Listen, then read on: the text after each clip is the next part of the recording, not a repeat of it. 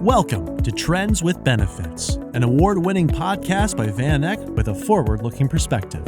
We explore new ways of thinking about the markets, work, and life. Here's your host, Ed Lopez.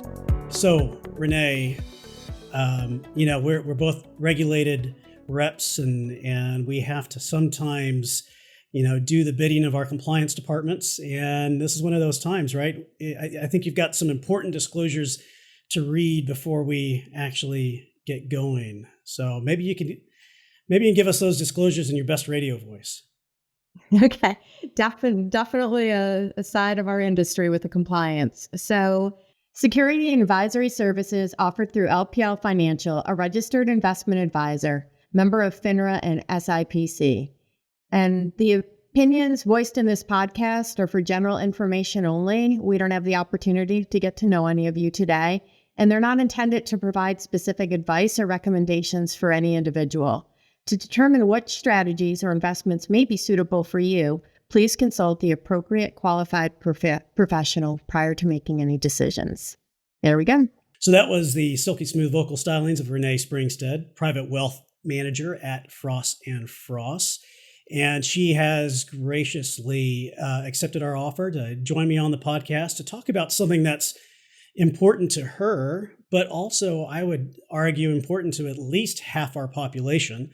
And that is the wealth transfer to women and financial literacy for women. Renee, thanks for joining us. Well, Ed, thank you so much for having me here today. I don't know if I told you, but this is my very first podcast ever. So kind of an exciting day for me. And anytime I get to have some outreach into the community and promote financial literacy is a good day. So thank you. Yeah, absolutely. And I'll take it easy on you. Thank you. First off, Frost & Frost, where are you guys based? So we are located in Central Florida, a little teeny tiny retirement community called The Villages. And if you haven't heard of it, I think we're up to about 145,000 retirees. If it's not the largest in the United States, it's got to be pretty close to it, which makes our area of expertise pretty obvious. So we work with retirees. That's awesome. And Florida is great. I was just there this past weekend, got to golf finally. I don't get to golf near enough. I think we have over 50 golf courses in our in the community in The Villages, Ed. So yeah, one day when you're here, you gotta swing a little bit more inland and check a few of them out. Absolutely, I have to check that out indeed. So as I was prepping for our podcast and reviewing this topic of the wealth transfer to women, I came across a research report from McKinsey & Company from 2020. It had a few things in it that really stood out to me, and I think that are really important for financial advisors to consider. One being that women tend to outlive men on average by 5 years, which is something to consider. Also that they tend to marry older men generally. And by 2030, American women will control $30 trillion of inherited financial assets, and that will be up from 10 or 11 trillion today. But what really stood out to me, which I think is really important for financial advisors planning for the future of their practice, is that 70% of women change advisors within 1 year of their partner dying. How does that strike you? And those are some staggering statistics, aren't they, Ed? And some big numbers you're throwing out there. But the last one is really where I like to focus, because the recent widows, they're pretty sharp cookies. It's if all of a sudden you think that you can focus on the one aspect of the relationship and then switch when somebody passes away, they're on to that. They're really looking to create a relationship much earlier than when somebody passes away. Yeah, I remember when I got started in financial advisory, one of the older advisors in the business always said, when a couple comes in, be sure to talk to the woman too, because behind the scenes, she has some influence, but also it's great to build that relationship. Do you think that women manage money differently than men, and how so? Based on a lot of the studies that I've read, they have a tendency to be more conservative in nature than their male counterparts. They manage it differently because they're looking at it for their needs. What are they going to need to go ahead and be able to afford the lifestyle that they want? And they want to be really good stewards of their finances. In addition to that, it's surprising to me how much of the history of the way the money has been managed kind of inks into what they want to do in the future. And that's really fascinating. It's like you think maybe just because they're not at every meeting that they're not as involved, but they are. They really, it's important to them to get to know their finances. Yeah. And this idea of working within the wealth transfer area, working with widows, how did you come to that? How did you decide that's an area of focus for your practice? So that kind of happened very organically. You go to work every day, and before you know it, just by nature of our clientele, you see you're losing maybe 3 or 4 clients a month. And it's sad when you've been working with these clients for a long time, and then you've got to get together with their recent widow and sit down and work with all the paperwork that needs to be completed with someone passing. It's really sad. And I quickly realized it doesn't have to be sad, right? It's instead of just going through the motions and helping fill out paperwork, all of a sudden you can be a resource. You can be part of their team. You can be someone that they lean upon. And I took what was the saddest aspect of my job and turned it into like, what's that bright spot where you can watch somebody who's been maybe that background character in the relationship bloom and understand not only what their financial picture is, but watch them enjoy learning about it. And it's a very rewarding aspect of my job. When working with the couples and before a partner has passed, how do you engage the woman in the relationship? How do you make sure that she is engaged and bring her into the conversation? So whenever I work with a couple, one of the basic things is just talking to both people. You'd be surprised how many women come in and they give the old car story, like they go in to buy a car and they're going to buy their car, but the car salesman's only talking to her husband. And she's like, wait, this is my car too. And so just like the very basics of whatever question you ask to both. Look to see if both people will answer. And if they don't, like circle back to them and say, what are your thoughts on this? I spend a lot of time maybe talking about the same topic in 2 different ways, just making sure everybody understands. And again, I'll probably say this 100 times during this podcast. It's not always the woman. There just happens to be a stronger partner in the relationship, somebody who takes that financial lead. Sometimes it's the woman, sometimes it's the man, sometimes it's, the other partner in it. But we usually see there's one person who takes that lead. And I think it's just that division of activities, just like both of you are like, okay, today we're going to go both cut the grass, right? It's like one person's going to do it. And even though one person takes a stronger lead in the financial relationship, it doesn't mean that both people aren't capable of being that lead person. It's just this duty's been assigned, or for whatever the reasons, this person who's the one who does the most speaking.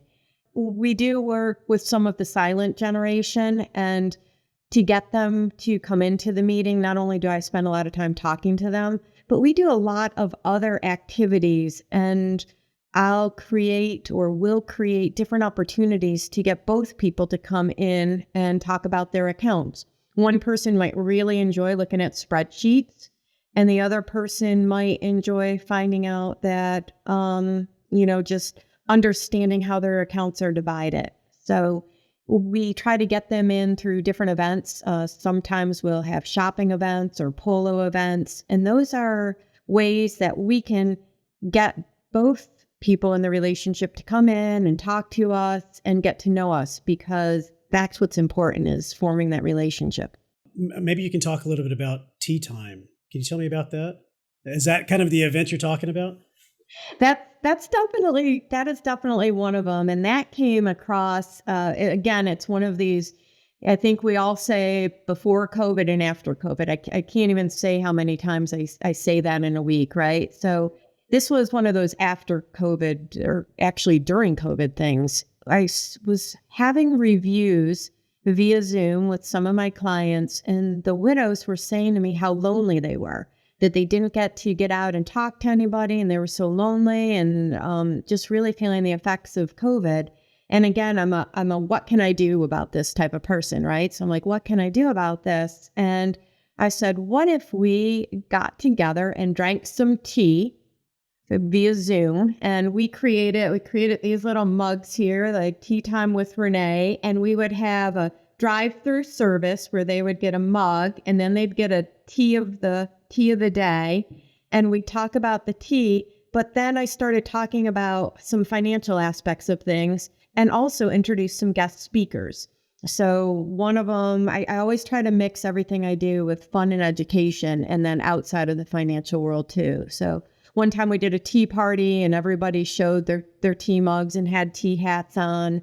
Another time we had an estate attorney in the area come on, and we went through 26 documents that everybody should have to have their estate plan in order. So that whenever I have them do something like that, I always try to make it with something fun. So I think that one is called Prosecco and Estate Planning. So we got to have Prosecco instead of tea for that one. And then we went through the 26 documents. We did a virtual tour of Buckingham Palace. We played financial word bingo. And then as the world opened up again, we started meeting in person and watching these women just really starting to reach out to me and saying, Renee, I'm not a widow yet, but unfortunately someday I might be. Can I participate in this too? And they begin to know each other and just reaching out whenever they have questions of things. And we also did like a corporate cruise, a client cruise, where clients can choose to, purchase a ticket and go on it if they want. We had 21 single ladies go on that cruise. And it's just like watching these women grow and becoming empowered has been an amazing aspect of my job that I really, as I'm sure you can tell, really enjoy.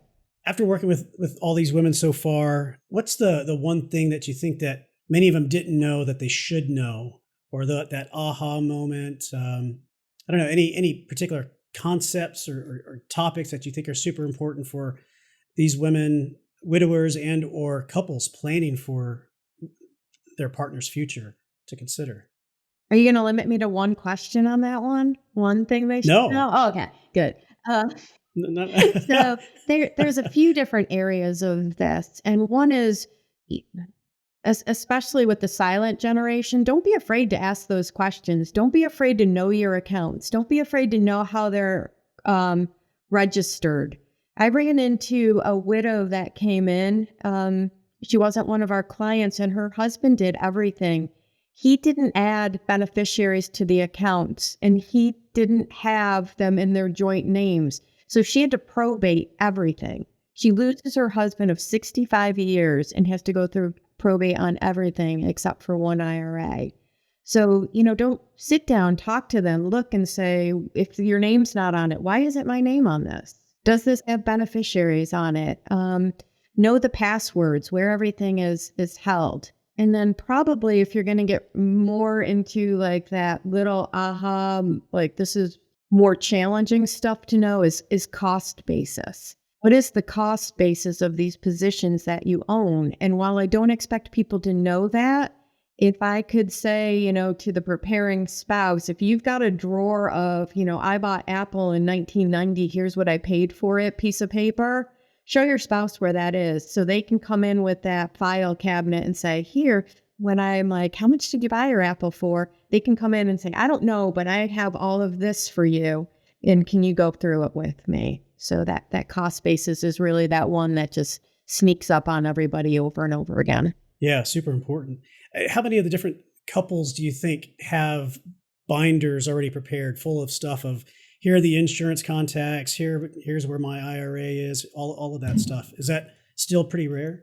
No, I definitely see, I think as clients go through the passing of their parent, they come to a realization in many means of I don't want my spouse and I don't want my children to have to go through this. And whether it's, cleaning out all the Tupperware containers in the house that shouldn't be there, or whether it's the financial aspects. And so I'm seeing a really targeted effort of people trying to get their documents in place and trying to keep up with everything and having the other spouse know where it is and how it's all contained. And some of the systems I've seen are beautiful. I mean, color coded and everything. So there's been a big trend in that. And I think it really is with the passing of our parents, the realization of you don't want anybody else having to go through that. Yeah. Yeah. And I've learned a lot from my own mom. She's got a binder for me when that day comes. I'm like, oh, that's pretty smart. Absolutely. Yeah. So I think that's really good to have. In terms of improving knowledge, what do you think that women can do more today to improve and continually learn more about, I don't know, whether it's planning or their financial situation? So again, this is one of those cases where I'll just bring it back because it's not just women, it's everybody in that financial relationship should know these things. And knowing where the documents are located is really important, how they're registered. But outside of that, one area that I would like people to develop is people are pretty good maybe at their budgets, and it might not be, I have $50 to spend and I spend $49 type of budget, but knowing that the income and the outcome, they match up nicely. They know basically how much they can spend. So basic budgeting. But I'm talking more about getting to know your income planning. Where is the income coming from? And how does that change if someone were to pass? So if you have 2 Social Securities coming in and one person to pass, how much of that Social Security would you lose?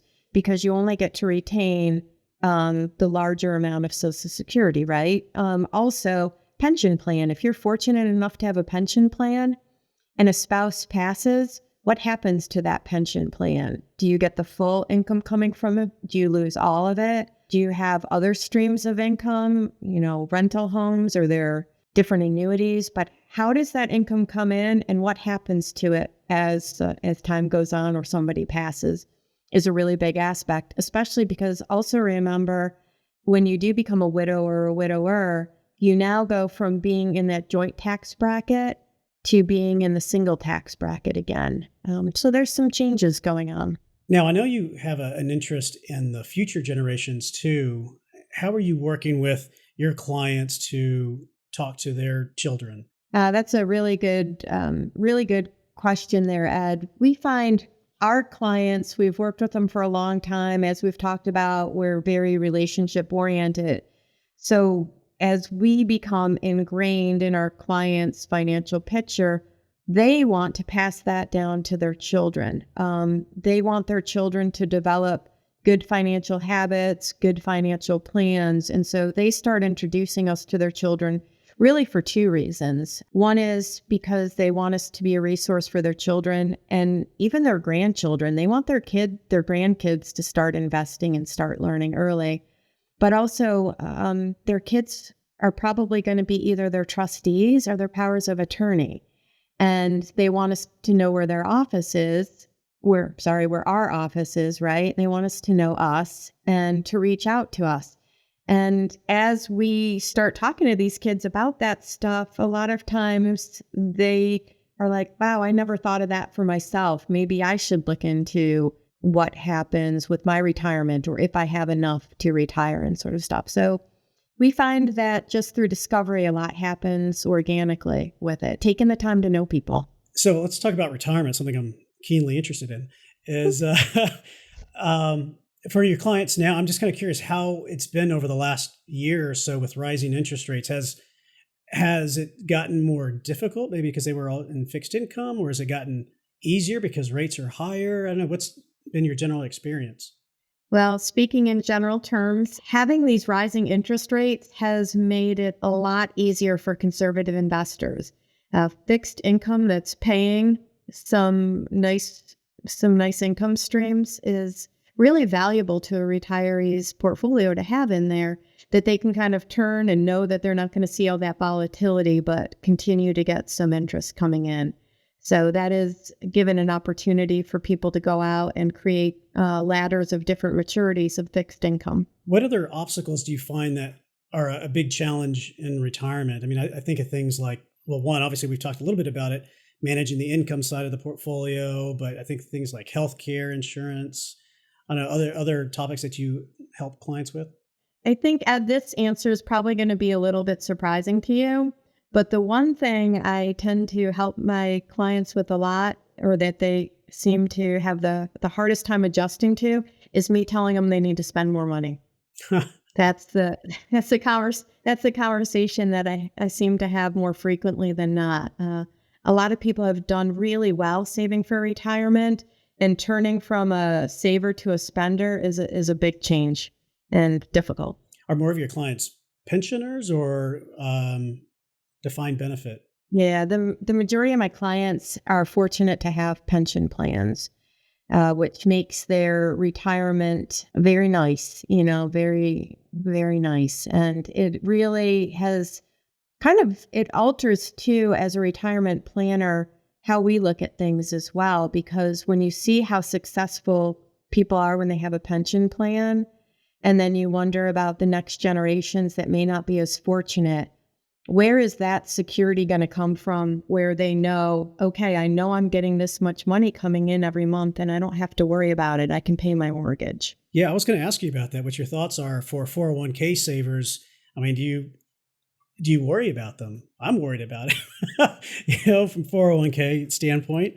And that's going to be, again, talking in broad terms here on the 401ks in retirement. Yeah, it is an area of concern, especially when you look at a traditional 401k or IRA. All of that money hasn't been taxed yet, right? And so it goes in there and it looks like you've got $1 million in there, but when it comes out, it still has to be taxed. And depending on what tax bracket you're in, which would obviously have to come from your CPA, that $1 million actually spends maybe more like 700 or 750.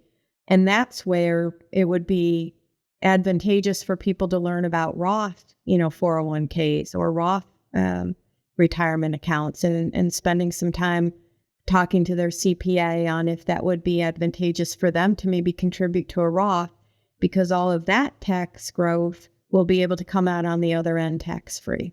I was curious about the Roth 401k because I think it's a fantastic tool. And in just a very general terms, and I know everybody's situation is different, but is it too late for somebody in their 40s to consider taking their 401k, turning it into a Roth, or starting a Roth 401k, or at least worth asking a tax advisor about it? Definitely worth asking a tax advisor about. And I believe too, in the Secure Act 2.0, there's been a change to when you reach a certain age, you are able to do what's called a catch-up contribution. And in that catch-up, they were talking about making that catch-up contribution being in a Roth IRA instead of a traditional IRA. But as far as your question about doing a conversion, that's really a good question for your CPA, and they will help you identify areas where it could be advantageous for you. Because if you're a really high earner, it might not be a good time. But if you're in a little bit of an income slump, they might be able to help you identify it as being kind of a sweet spot to do a partial conversion. And I imagine your practice is going to change too if you start to see more 401k savers versus pensioners. We're already seeing that quite a bit. The change has already happened as far as working with the retirement planning of people trying to save for retirement right now has been happening. And just really try to identify ways where they can get a fixed stream of income coming in, having those conversations with people if they feel that would be beneficial. And that kind of depends on risk tolerance, right? Some people are like, oh, I'll pull back on spending if it's a bad year in the market, and other people don't have that tolerance for risk. How did you get into financial services?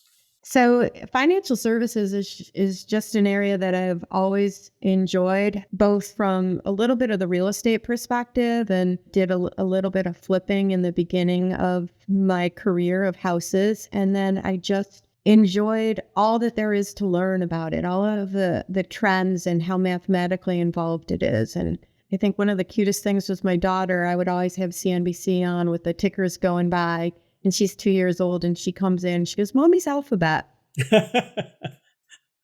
All right. So as we start to close out, one of the ways I like to start the close with my clients, with my guests, is to ask them about long-term trends. I'm just kind of curious, what's one long-term trend you see playing out over the next year or several years? I'm all about artificial intelligence. It's just, it is beyond fascinating to me. Fascinating and scary. Have you started to use it in your practice yet, or just tinkering it around? A little bit in our practice. So I'm using it for some experimentation, like just going in and seeing, okay, what's its answer going to be for this? And then sometimes I use it to help me out with wording of different writing aspects of things, emails, research. So it's a learning thing. It's fascinating to me what it might be capable of. And as I mentioned already, it's scary. It's definitely a trend. I think the way that the financial industry might exploit it might be very faddish. So I got to watch out for that. But I think there'll be some great technology in our future there. Yeah, on a personal level, it's just very interesting to me. So speaking of trends, the other way I close is with our trend or fad speed round. You ready? Okay. All right. Well, artificial intelligence was one of them already. So let me start out with crypto, trend or fad. I'm going to have to go with trend on that. Active adult communities, trend or fad. Oh, they're definitely a trend. When you see these people living their best life every day, it's like, who wouldn't want to do that? Aperol spritz, trend or fad. I hope they're a fad. I don't like them. Really? I don't like the color of them. I don't like the taste of them. They sound really good though. Oh, they're delicious. I love them. Then I guess you probably wouldn't like a Negroni or a Sbagliato, which is like Campari with Prosecco, and so. No, I haven't tried those yet. Are they that like weird orange color too? Yeah, yeah, exactly. Yeah, not for you. Okay. How about pickleball, trend or fad? I think that's a trend. It's a lot of fun. Cold plunge pools, trend or fad? Fad. Boomer dating apps, trend or fad? Unfortunately, it could be a trend, a scary trend again. Well, I guess not. I'm thinking like later, but how else do people meet people but online? You know, sometimes it's a little bit more challenging. So yeah, no, I take back scary trend. I think a trend.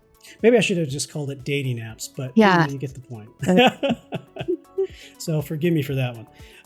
But listen, thank you very much for this conversation, Renee. I really appreciate your time. Well, I appreciate the opportunity, Ed, and it's always fun talking about stuff you love. And thank you for tuning in to another episode of Trends with Benefits.